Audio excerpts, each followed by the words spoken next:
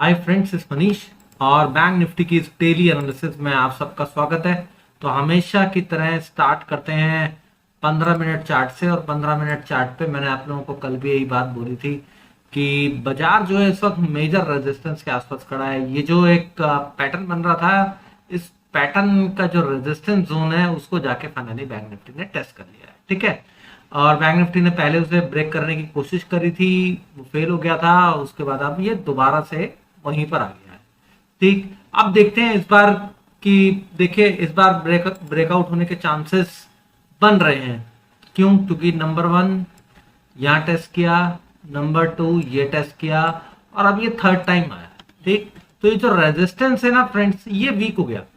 जितनी बार टेस्ट करेगा ना, रेजिस्टेंस वीक होता जाएगा।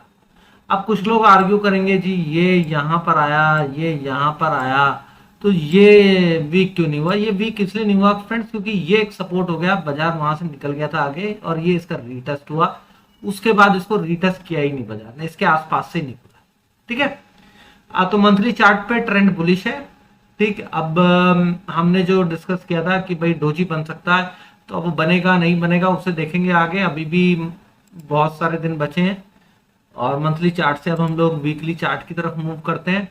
वीकली चार्ट ये दिखा रहा है कि अभी रेजिस्टेंस ऊपर की तरफ है इसका, वीकली के रेजिस्टेंस पे ये पहुंचा नहीं है। ठीक है, और ये पैटर्न अभी कंटिन्यू है और प्रीवियस वीक के हाई के ऊपर चल रहा है, तो इसलिए इस वीक मार्केट बुलिश है। ठीक, और अब हम लोग डेली चार्ट पे जाते हैं। डेली चार्ट पे देखते हैं कि डेली चार्ट पे फाइनली आज बाजार ने एक डोजी कैंडल बनाई है, और ये जो डोजी बनी है ये एक इंपॉर्टेंट लेवल पे बनी है। ठीक, अब इसके ऊपर चलेगा तो हमें पता है मंथली चार्ट के ऊपर हमें बड़ा ब्रेकआउट मिलने वाला है, और फिर जो डेली चार्ट का रेजिस्टेंस है वो वहां जाके फेस करेगा। फिर हम वहां पे देखेंगे कि बाजार वहां पे कैसे रिएक्ट करते हैं। ठीक है, अगर ये ब्रेकआउट मिल भी गया तो फिर डेली चार्ट का ये रेजिस्टेंस और वीकली चार्ट का रेजिस्टेंस हमारे सामने खड़ा होगा। राइट, तो हमारे को बाय डिप्स करते चलना है जब तक कि वो ब्रेकडाउन ना दे दे। ठीक है, ये तो हो गया डेली चार्ट के अकॉर्डिंग।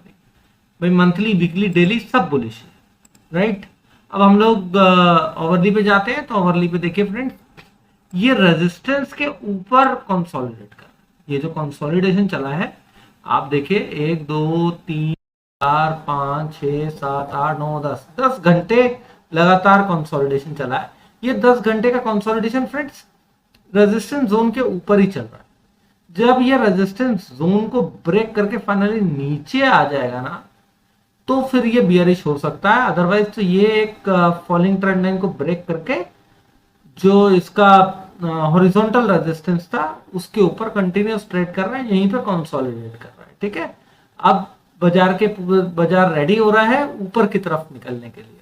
अगर बाजार को यहां से पुल बैक देना है, ये जो फ्रेंड्स ये जो एक पैटर्न बना है यू पैटर्न, तो बाजार इसका एक पुल बैक दे सकता है इस तरीके से, जिससे कि एक अप एंड हैंडल बन जाएगा।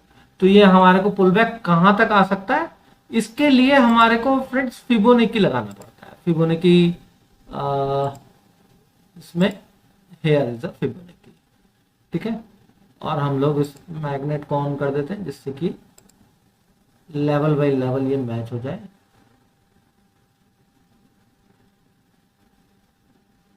ठीक है फ्रेंड्स, और इसको हम यहां पर करके इसका रेजिस्टेंस निकाल लेते हैं। देखिए सपोर्ट निकाल लेते हैं। सपोर्ट जो निकल रहा है ये निकल रहा है 45,300 के आसपास। तो 45,300 के आसपास एक मेजर सपोर्ट भी है।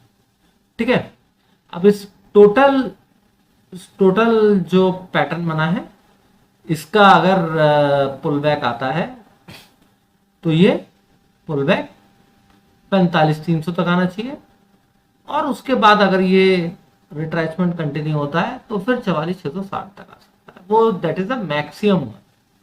ठीक है friends, that is the maximum जो यहां तक इसको लेके आ सकता है। राइट, अच्छा, अब हम लोग देखते हैं कि ये डायरेक्ट यहां से ब्रेकआउट देगा नहीं देगा, वो आने वाले दिनों में ही हमें पता लगेगा। फिलहाल अब ये 15 मिनट चार्ट के ऊपर आते हैं। अब देखते हैं कि कल हमें किस तरीके से ट्रेड करना है। ठीक है, हमें पता है कि कि ये ऊपर नीचे कहीं भी जा सकता है, क्योंकि बुलिश है, ट्रेंड अभी तक बियरिश हुआ नहीं है।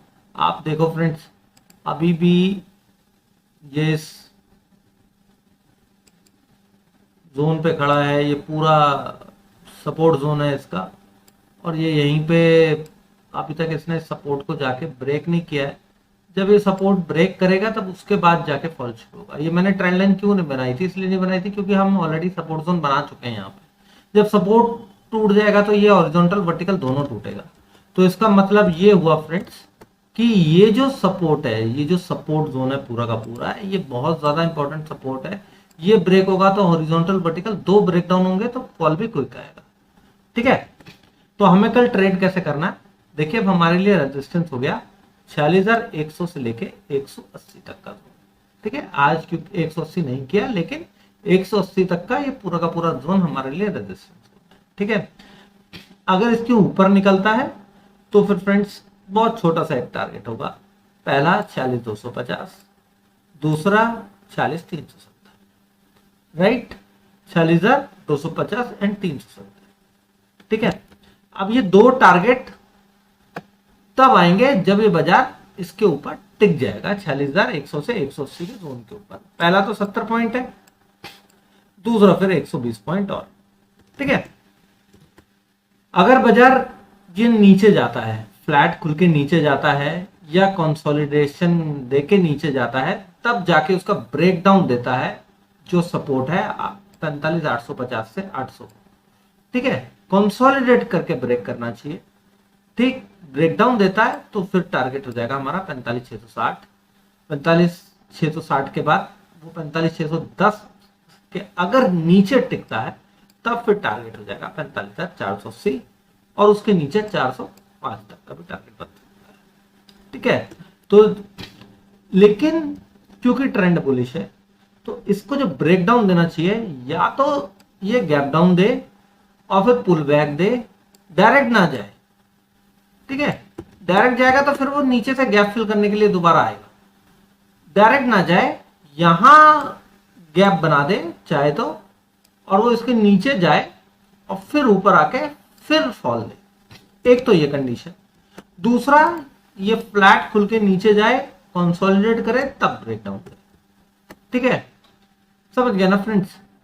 अब इधर भी गैप अप अगर होता है नियर टू द रेजिस्टेंस, तो वो गैप हो सकता है कि कल के दिन सस्टेन कर जाए, लेकिन वो फिल करने जरूर आएगा। राइट, वो फिल करने जरूर आएगा और फिर वो बड़ा रिट्रेसमेंट देगा।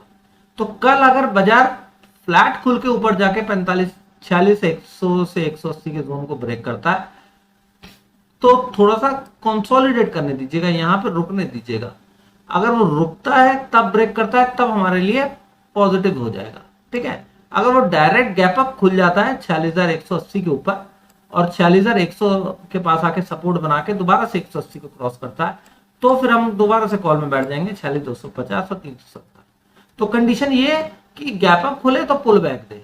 ठीक है, और फ्लैट खुल के ऊपर जाए तो कंसोलिडेट करे।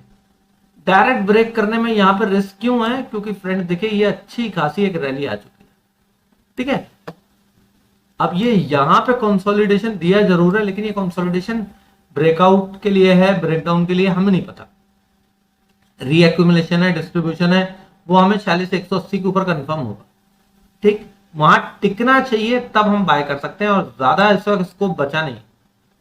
राइट, ज्यादा अपसाइड का स्कोप बचा नहीं है अनलेस अनटिल बैंक निफ्टी कोई बहुत बड़ा ब्रेकआउट देने जा रहा हो।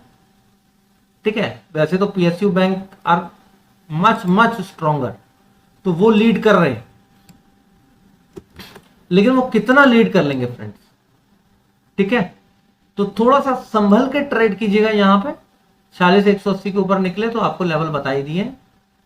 गैप अप ना दे तो ज्यादा अच्छा है, अगर दे तो टिकना जरूरी है। मैं दोबारा बोल रहा हूं कि नीचे आए दोबारा से ऊपर ब्रेक करे, और वो फ्लैट खुल के नीचे ब्रेक करे तो ज्यादा बेटर है कंसोलिडेट करके। अगर वो गैप डाउन देता है तो पुल बैक दे, तब नीचे जाए।